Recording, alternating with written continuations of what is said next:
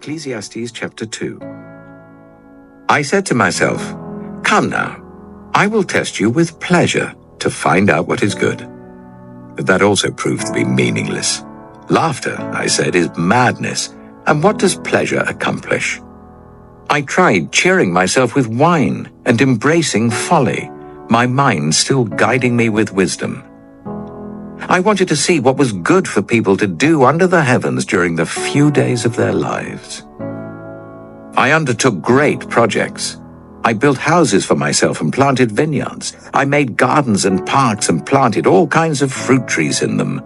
I made reservoirs to water groves of flourishing trees. I bought male and female slaves and had other slaves who were born in my house. I also owned more herds and flocks than anyone in Jerusalem before me. I amassed silver and gold for myself and the treasure of kings and provinces. I acquired male and female singers and a harem as well, the delights of a man's heart. I became greater by far than anyone in Jerusalem before me. In all this, my wisdom stayed with me. I denied myself nothing my eyes desired. I refused my heart no pleasure. My heart took delight in all my labor, and this was the reward for all my toil.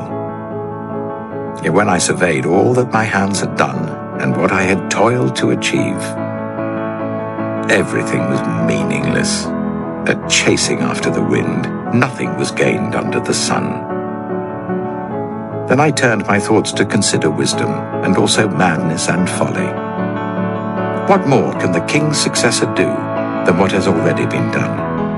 I saw that wisdom is better than folly, just as light is better than darkness.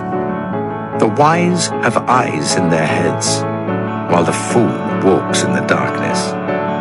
But I came to realize that the same fate overtakes them both. Then I said to myself, the fate of the fool will overtake me also. What then do I gain by being wise? I said to myself, this too is meaningless. For the wise, like the fool, will not be long remembered. The days have already come when both have been forgotten. Like the fool, the wise too must die.